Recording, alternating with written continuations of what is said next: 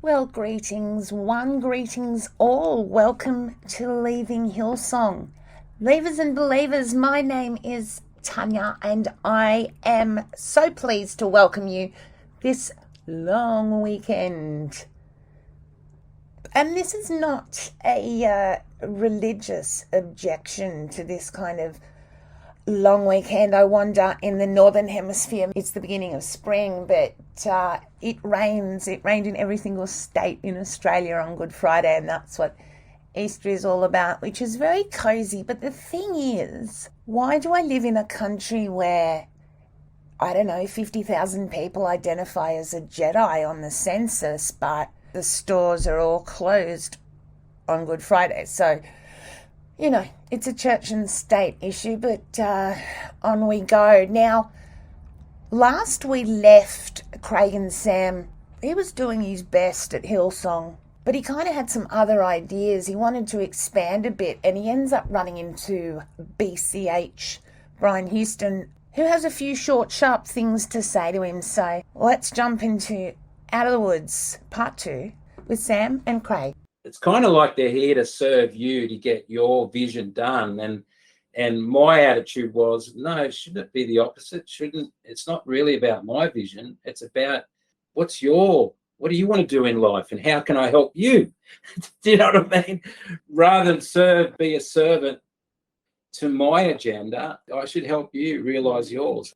My whole understanding of theological things, heaven, hell, and giving and tithing, that's all changing within me, because I sort of go a bit deeper into it and I go, I just don't agree with this, but yet I'm supposed to promote it, right? So at some point what I needed was courage to make a decision.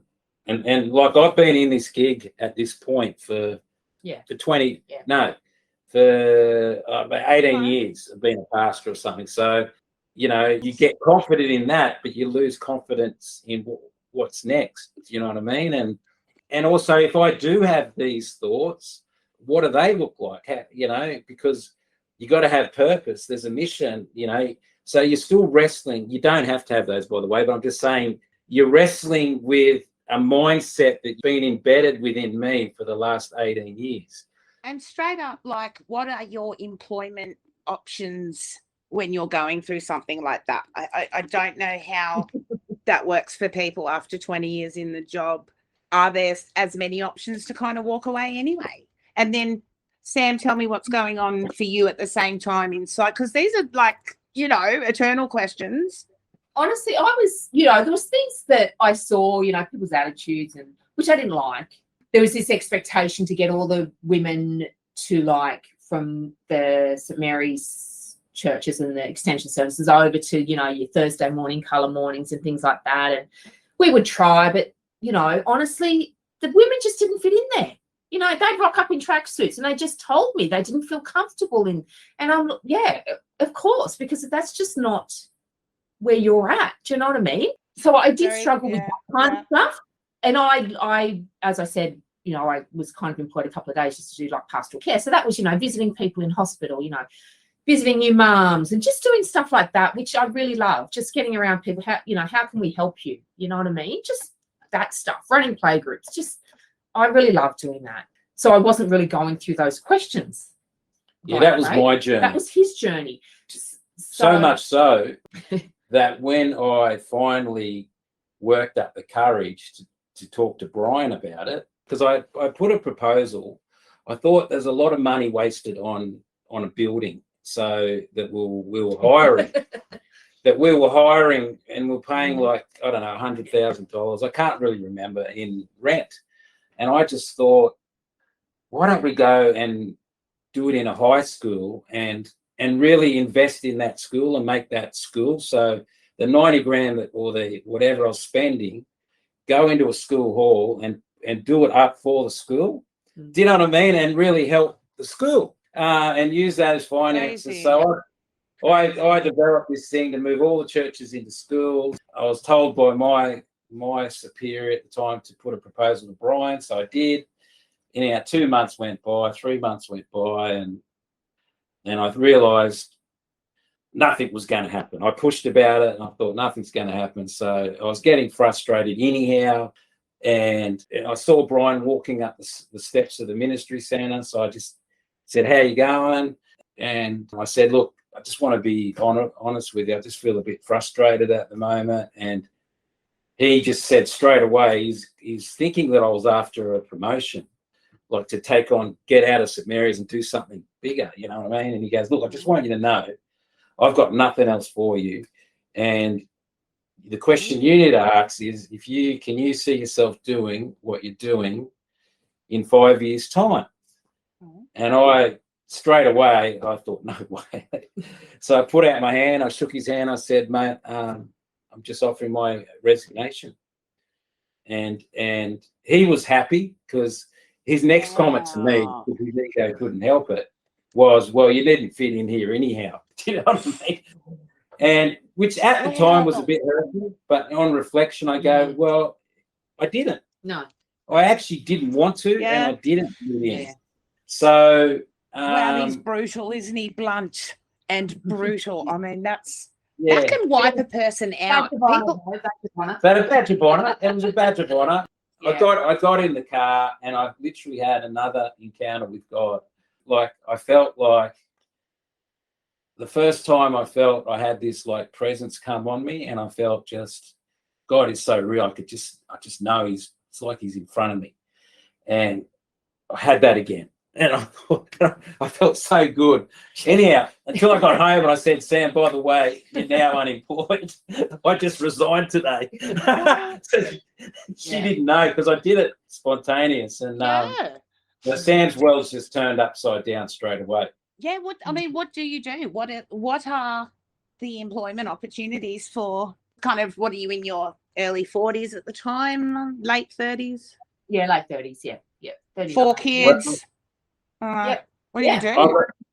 I got a job. See, when I did it, I've never worried. Like, Sam knows this, but I don't worry. I literally do not. He's one of those human beings that doesn't. Yeah. I don't worry. So even when I can handle a lot and not worry. Do. I'm just saying. So Sam, what a life that would be. Yeah. Okay. So I just said to Sam, "Look, because what do? We need to pay mortgages, kids in schools." And I said, "Look, it'll work it out. God's always been faithful to us." And within a week, I had a job as a builder's labourer. So I'm on a concrete slab inside a house with a roof on it, sweeping the floors in a high-vis shirt. But it was the best thing for me, because my ego needed to get sorted out. Like, my whole significance was based not on who I was as just an essence, as a person in this world, but it was based on who I was seen to be, which is false. So I had to go through that period of just embracing who I was without people clapping, laughing, being part of some leadership culture. And I kind of knew it at the time. I knew that I had to do the inner work of who I was as a human being. And that was tough, physically, very physically tough. Yeah, well, it was physically tough, because I wasn't worked to standing up for 8 hours straight. And I actually thought, how in the hell did anyone volunteer? There's no way I could go to some leadership night after being 8 hours on the tools. That's what really stood out, was all these people that we'd come on. You've got to come to this, that. How did you do it and hold down a job? I don't know how they did full-time it. job in any other sphere I than the just church. don't know how they Like, did it. oh, I go, there's no way. I mean, even if I went out of duty, I'd fall asleep. Like even now, I'm asleep at 8:30. Like I'm just. So yeah, I just went through this journey that literally took, I would say, a good 6 years to what I would say defrag. I had 20 years of layers, maybe even longer, to be honest with you. Like that's interesting. And 7 seems the minimum. It keeps coming up. 7 seems to be the minimum. It might have even been longer. It's not that I was traumatized at all, because I wasn't. I wouldn't use that word for my journey. It was just that I saw spirituality different to what I had thought was spirituality, and all of a sudden I go, oh, this one that I see now is a whole lot bigger and beautiful and lovely, and this one here is like, at one point I probably needed it, but I don't wear nappies anymore. And I think that's where church gets it wrong. Yeah. I think you've got to. There might be a stage when you're first born where you need people around you to feed you and look after you. But to grow up, you got to exit that at some point.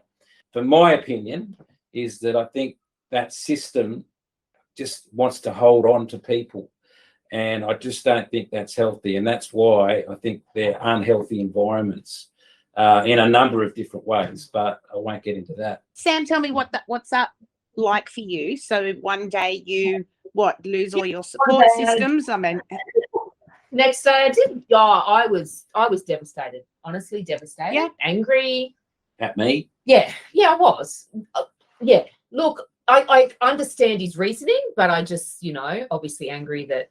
But in hindsight, I know because it was just a chance running into Brian that all happened, you know what I mean? So and also we had a lot of family connected in that church, so for them that they kind of exited as well, so we've kind of pulled them out of this system. And I think we came out of this system, and you got to remember, we met in this system, we got married in this system, we had children, we raised a family, everything, our whole lives were just embedded in this system. So now we come out and it's like, okay, well, who are you? Who am I? What are our beliefs now? What should we be doing? Yeah. It's not like we still had a really deep faith. But when we first came out, it was like, well, okay, because we've even been embedded that we've got to go get our kids into youth, for instance. So quick, we've got to find a church for a youth group for our kids, because can't have our kids out of youth group. So we did go around, visited a couple of churches for probably about 6 weeks or so. Not even that. No, probably not even that. And then it was like, oh my gosh, we just came to the conclusion, okay, this is like a mini Hillsong, but not done in the standards of Hillsong. So why are we even bothering? You know what I mean? It was like everybody was trying to the churches we visited. So, that I can't say that of all churches, but the ones we were kind of visiting were just trying to be Hillsong, but just on a really low level. Not, no. And by the way, all our connections were Christian people predominantly, right? Outside of some of my family. Yeah. So the predominant question is, so what church are you going to now? Oh gosh, I still get that. Do you know what I mean? And I quite happily tell people that's a really odd question. Yeah. But not back then. It was honestly, I felt like I had to justify it.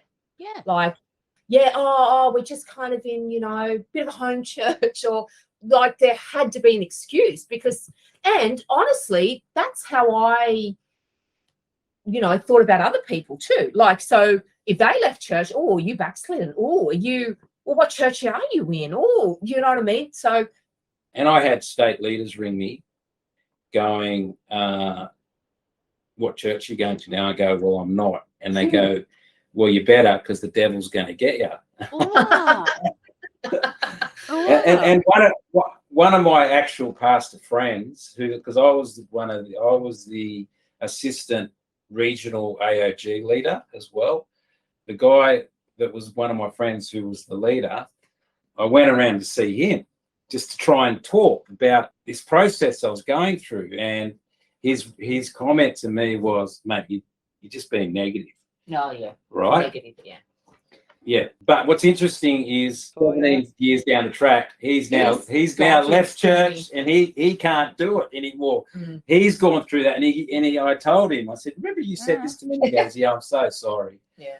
I couldn't see it because I was so entrenched, and when I sort of stepped out and had a bit of a sabbatical, I got it, and I can't do it. Incredible. It's incredible how, you know, the system keeps producing the same results. You get the same outcomes. Might take longer. Yeah.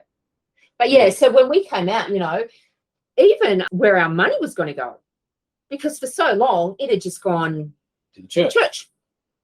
You know, and now it's like, oh, I remember Craig's sister's partner at the time had a boat. So we just, okay, kids, let's, you know, go do some water sports. And, oh, wow, you know, this is whole life that, you know, let's go and do this or that. That's cool, everything.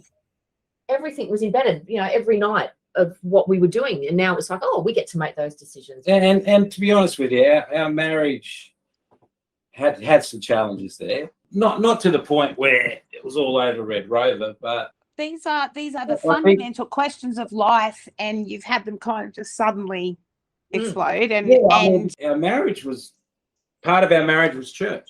Oh, So how do you make those kinds of decisions together? And we know there are so many relationship breakdowns, and then different loyalties and pulling people this way and that way. So how do you kind of do that? Like, how did you make those decisions, have those conversations? I don't know.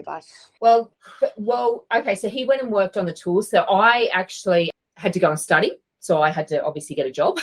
So I studied. Become an accountant. So I was working part-time and doing study. Awesome. Wow. So that was different dynamic with the kids, because obviously prior to that, I was kind of, and Craig would say this as well, I was kind of most of the caregiver to the kids, in the sense of, you know, running them here, there and everywhere while he was at different things. So now that, well, I'm studying, I'm out this night, that night, you have to do this one, you have to do that, you know, so all of that was very different. So roles were changing. Yeah. Sam was kind of, because I was getting more into understanding what spirituality looked like as well. So I'd say, Sam, let's start something at our house. And Sam would go, okay, you know, and we'd start something and people would come and grow, and all of a sudden we had 6 things going on all around Sydney. People in America wanted to join it, and I'm looking at it going, actually, I don't want to do this. This is not, I don't even want to do this. Because, you know, they come to our house, oh, who's cleaning up? Yeah, because it was all who's around. looking after kids? Oh, yeah, that's me again. Yeah. Like, just this. I was still the guru. Yeah. And people were coming to hear the guru, and I just didn't think Christianity was like that. I don't even like using that word, Christianity. Following Jesus wasn't like that. You know, it was different. So, but I had to have a go. This is part of our journey, right? So after a year of that, we threw that out the window and just left these people. We're not doing it anymore. See ya. We're out of here. But so when we initially came out, honestly, we were still trying to claw onto something. That's the honest truth. We just were kind of like, oh, what do? We have to do. Well, what else do you know? You know, for so many years, you have to be part of something. You know. And that's the question that people keep asking. You know, what are you doing? What are you doing? And it's not enough. I'm just being. Like, I'm just enjoying life and living and being my own boss. Not thinking that, oh, I can go and do this. Oh no, that's selfish, or that's not your calling, or that's not this, or that's not your destiny. And it's like, well, hang on a minute. I am in charge of my own life. Yeah. Like that.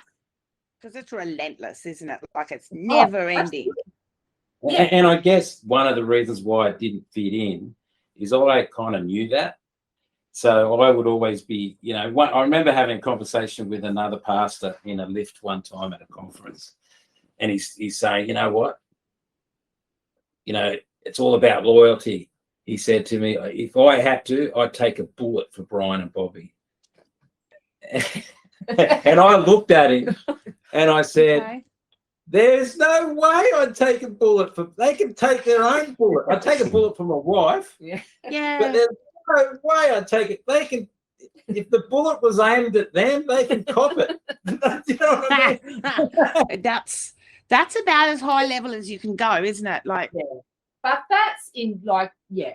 And he was what they would call a son of the house. So he was Yeah, I was never a son of you that. know what I mean? what's a son of the This house? guy was, and he was like, and I just thought, I walked away from that conversation going, no, that's just unhealthy. Yeah. I didn't feel bad about it. I just thought, we're called not to serve and surrender our lives to Brian and Bobby's vision. Yeah. That yeah. was absolute bullshit. Yeah. You're called to do what, listen to that small, still voice, whatever you want to call it, spirit, essence, and live out from there. That's what you're called to do. I guess that's why that environment is almost a bit toxic, because it's asking you to, well, you can't really rely on your voice. You got to rely on the senior pastors or the leader's voice. And I don't, look, I honestly believe there's not a plan for this. It's just a cog that's turning. And when you get in it, like I owned it, I thought, you know, I don't like the system, but hang on a second, I am the system.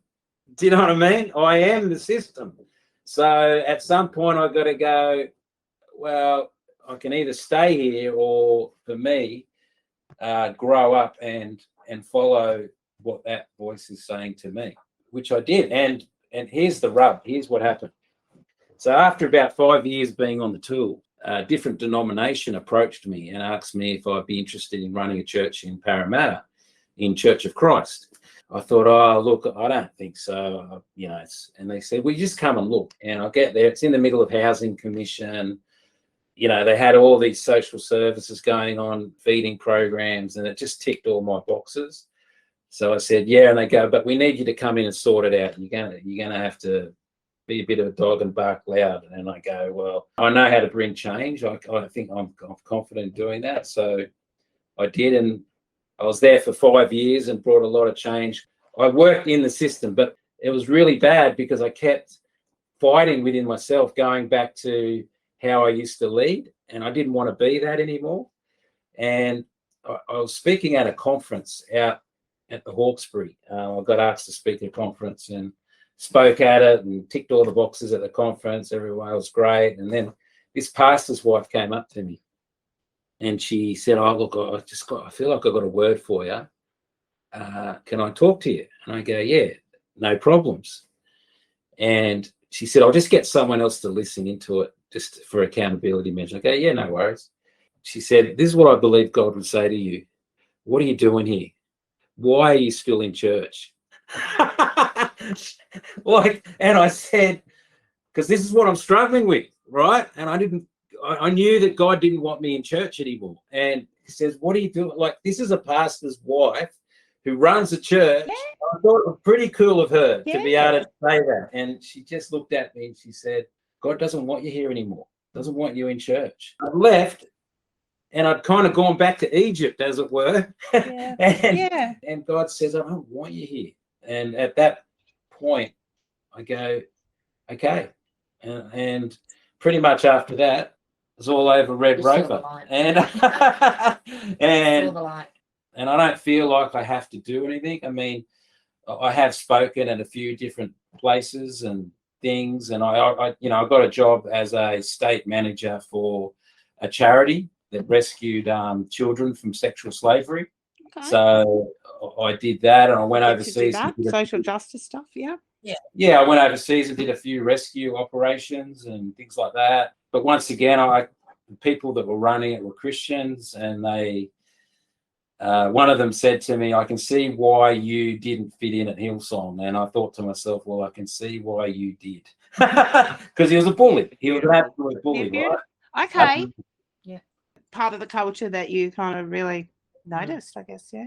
Yeah, well, the culture was, well, to me, okay, so you had all these Bible college students coming in, right, in all of Darlene and of Hillsong, and they'd see the draw cards, which was the bands that would go overseas and thought this, and their heart is they just want to serve God, you know. I mean, like I was when I was young, I just had this encounter, And I often wonder if I had that encounter and a Jehovah's Witness came up, would I be in Jehovah's Witnesses? Or if some other kind of spiritual kind of thing, would I be there? You know, but I had this encounter.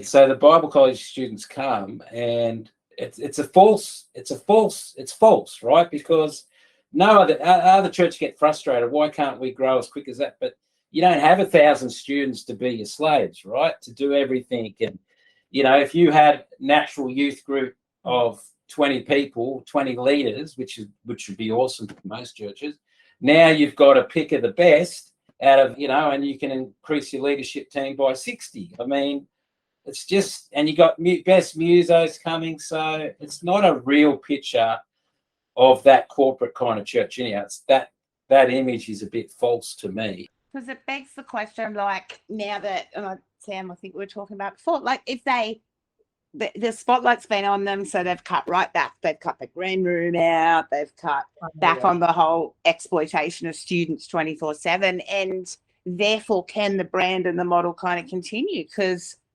imagine if you had to actually pay people market rates and pay for your venues and pay your taxes, and you can't actually get people to work like 16 hours straight because there's actual industrial laws and stuff. Then I mean, I couldn't have done what I did as far as running 4 services without Bible college students. Anyhow, one of them was built on my whole worship team of Bible college students. Yeah. And by the way, they're all happy doing it. Like, I think it just gets out of control when, especially around conferences and stuff like that, where you're going 2 weeks straight, or like I wasn't a Bible college student. I was a Bible college lecturer, so I don't know the ins and outs of what their demands were placed on them. But I think it's hard to say, you know, they all did it happily, because you were the pastor, we were the pastors. So of course they're going to go, oh yes, hi, you know, and act, you know. Yeah. I would have done it happily, that's for sure. These are the big questions. Hey, like, you know, if people are running up to offer their services, their help, their time, you know, and consent, coming from overseas too, like you kind of you're very vulnerable. Oh, absolutely. You're coming from overseas, a new country, you got to make new friends, and as a young adult, you want to be accepted. You're trying to look for significance and value. So in that time, in your whole life, you kind of, everybody wants to be. Yeah, I know, but I'm just sort of in that picture. You can kind of feel like, you know, you do what it takes to be accepted, to be a part of this thing. And I'm not saying that's everybody. I don't. If people listen to these podcasts, and I don't mean to generalize. I'm just really talking about my experience more than anything. Everyone has different levels of that. People come from different backgrounds of, you know, for whatever reasons, will respond differently to that. But I mean, that does become part of the culture. And absolutely, I mean, these are the things I've been wondering is, you do see people, if they've walked in, like in awe of Darlene and all of that kind of stuff, they're on the front foot kind of thing, you know. So certainly at the beginning, no one's pushing anybody. No. They just, and then I don't know. And yet I have wondered if Bible college isn't just one big kind of, people have said like an audition, like is it one big culling process kind of thing that, you know, they can see who will put in that 17th hour. And I don't know, because I was good friends with the guy that ran it, Mark Hopkins, back in the day. He was my youth pastor at Penrith before Gary. Oh, that's right. The old Mark Hopkins connection. And Steve Kelly as well was out there or something. And Steve Kelly was at Penrith. That's right. Oh, the old days. Penrith is the great, the dark horse. No one knows about the old Penrith. They don't talk about it much. And then they're like, because then Steve went to start Wave Church or something. Yeah, I went over there and spoke there. Yeah, he went to. Yeah, Carl Lentz is in his youth group, and that takes us back to. When I left Hillsong, I always knew that at some point this thing's going to turn in on itself. At some point, and that's an easy comment for me to make now that what's happened. I know, so I don't deem to be some spiritual prophet, but I always knew this thing can't. The way I understand Scripture and that kind of mentality of building something up, the history in the Bible is they always collapse when you kind of build these. So I kind of felt that I'm getting out of here, not just because theologically it doesn't make sense to me anymore, but also just the way people are being treated and stuff like that. I personally don't want to be that kind of person.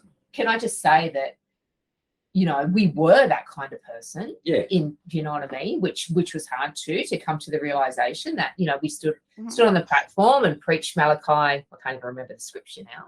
Yeah. Somehow, Six. okay, that somehow giving money kind of got through to the New Testament somehow, that, you've got to give all this money and blah, blah, blah. The expectations we had on people to do this stuff was, it was, Well, I felt part shame. of the culture. But still, after that was really, oh gosh, felt really shameful over that. Okay. Yeah. Ooh, so honest of you. And again, how do you kind of address that? Like, how do you? Because people are on a road to hell and stuff, but they've got good intentions. They're trying to help the greater cause. Yeah. And I remember too when we did kind of come out trying to explain. Once we were kind of going through the journey of, I don't think that's the way church should be. I don't think that's the way I want to connect with God. I don't think that's, this, that. And you try and explain that to some people, but, again, you get that, oh, no, you're just being deceived. You're being negative. You're being this. So then you kind of just go, okay, I'm not going to push it because do the role reversals. And I would have been that person saying that same thing to you. Yeah. A year ago, because I was so entrenched in it. It was everything. It's more about them than you, really, isn't it? Like, why do other people need to know? Yeah. And I kind of think too that if everything's based on fear, I'm coming back to this because if you've got a fear of not fitting in, a fear of, not honoring what you feel inside to be your destiny or your purpose, you're a Bible college student or whatever, and you've got this fear of not being accepted, that fear creates judgmentalism. It creates a sense of self-righteousness. It creates a sense of us and them. Yeah. Within Who's in, you, who's right? out. Oh, yeah. But yeah. So I get it. I get if this whole thing is grounded in a fear, you're going to get that, But when it's grounded in love, which it would be done differently. You don't judge people. You don't judge people for anything. You're called to love people. And if someone wants to do their spirituality that doesn't tick all the boxes to someone else's, go for it. That's up to you. You know what I mean? I know my journey, and I know how God speaks to me and what he wants, where I'm at the moment. But I can talk. I was at my neighbour's house today, and I think he's a Hindu. I don't even know what he is, but I can respect his relationship with God. I don't judge him. I just love the guy. You know what I mean? And I think that's why I see these Bible college students, they're wanting to fit in when I was there, and these young people, and they're now leading things, and they're harsh. They become really harsh people, some of them, not all of them. And because because that's what's mentored to them. That's what's the culture. And I can see why. I mean, I haven't heard any of your podcasts, but I can see why people that kind of didn't fit got traumatized by that whole thing. Are you kidding me? I mean, the way that you were treated in a place that you invest you and your family's life in, which I think you can make reasonable corporate comparisons to. You relocate, plus, like you said, all the extra family kind of expectations, you putting the hours in, to be so suddenly cut off would, some people would never work again after an experience like that. So trauma, wow. I mean, and Sam, I'm wondering what happens the next day when you're used to people like, I'll pick your kids up on Tuesday and I'll see you on Thursday, or I don't know what people are going to go. That was shocking, wasn't it? But the cold keeps turning. Yeah, that's it. It was like, you're gone, you're replaced. The cog, Yeah. we framed it that way. Yeah, we did. We framed it. Yeah. We go, the cog keeps turning, like, and it was a bit hurtful in some ways because the people Yes, it that was. you invested in, Yeah. We're now all of a so we sudden, had a turned on you. narrative. Yeah, we had that. There was this narrative around us now that no, don't spend time with them. Don't, because you know they're a bad influence now. yeah, You like know? some people, and some of the people that said that, I'm going, that's a person that I walked through some real shit with, you know, that really at the end of the day, if I followed the Hillsong leadership model, I would have had to boot her out of leadership, but I didn't because I couldn't do that. I go, no, everyone goes through shit. You just got to walk with them. Mm. And then now she's on the other side and now she's a leader. Saying, And now she's going, oh, you know. don't have anything to do. Yeah. They're bad. You know. But I understood that they had to have a story to actually, because, you know, sometimes you look at, oh, Craig and Sam, how did you do that? But then other people had to process it too. They were traumatized by us leaving. Yeah. So And how do you? That's something that I don't think gets talked about enough either. Hey Sam, like we talked about, I've had that happen to me in jobs where they get, you know, something happens suddenly, you're out, and all of those relationships that you invested in and followed up and built, you don't get to speak to them. Who cares about them? Where's the duty of care to all those other kind of people? Like, Yeah. Yep. So some of them have to develop devastating. in church life. Some of them have to develop a narrative, Mm. like a lot of the different lies that we tell ourselves. Like, you know, we always talk about all the good stuff, the miracles, but we don't talk about the people that didn't get healed, the person that did die. You know, it's easy to build a narrative around all the good stuff, but not all the mystery, the uncertainty, the Chaos. the chaos, which is all a part of your faith. You've got to know how to embrace it all, right? But so the only way for me to deal with it is to build a narrative in my head saying, well, yeah, Craig and Sam, they're dangerous now, or whatever they have to say to help them process it. And I kind of understood it. So I go, yeah, that's okay. It's all good. Sam and I guess we're pretty, I would say, well, I'd say we've always owned our own state.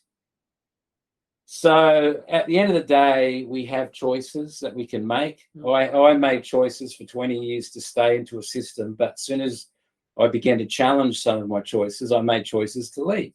And because I worked in that system, I could understand the narrative, pre-guess what was going to happen. So I wouldn't get upset or, you know, you still, yeah, I'm human. We're human, right? Yeah. So you still get a bit disappointed, but, you know, it's a new beginnings. It's a new journey. It's a new day. And if people, and some people did, some people came and we helped deconstruct with them. They came into our house and talked it through, and not trying to get them out or anything, just saying, this is, we're being honest about where we're at. And other people heard it and thought, no, you guys are deceived. Yeah. Yeah. And you know, that's fine too. Yeah.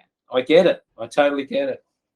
And as you know, they may come back to you in 10 years' time, they may not. Yeah. And say, remember that conversation. Yeah. So, yeah. So And, that's pretty much where we're and you at. know what? I mean, I don't know. Probably shouldn't say it. But Then you definitely should. Well, you know, some people, because of my job, I loved everyone, but some people were just weird. You know what I mean? You know what I mean? And I'm, you know, I'm probably weird to them, so it's all good. But you know, just normally in life, I wouldn't. Now I don't put energy into that. You know, if people are a bit toxic or whatever, I go, I'm not going to put energy into that. You know, I've got my own life to live. Do you know what I'm saying? I don't know if it's coming out right, but Well, yeah, but it's about and with your social justice thing, and you kind of realize that when people want change in their lives, they'll go for their change, and you can be there for them to support them, but there's no forcing horses to drink anything because well, some people actually loved living on the street. yeah, I'd meet people, and they love it. They go, this is what I want to do. And who am I to come and say, no, you can live a better life? They're living the better life they believe they're having right now. There's no rules. You There's do some you. kind of freedom. Yeah, you just do you. Yeah. Life since then, guys. What would you say? What's life been like since? Again, got to tell you, the more I listen to this, and I did another edit today just to try and block out some of my own voice.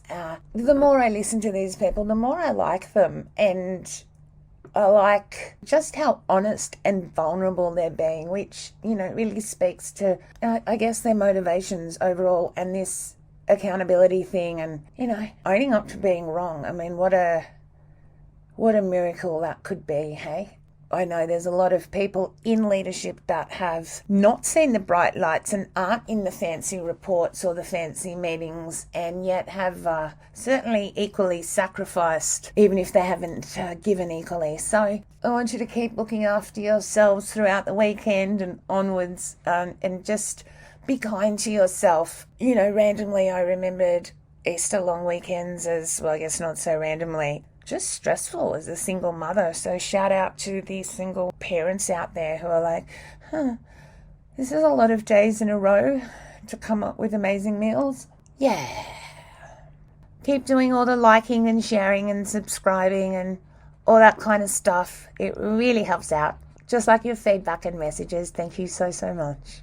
Be kind to yourself. If it feels weird and you're having strange memories, that's all right.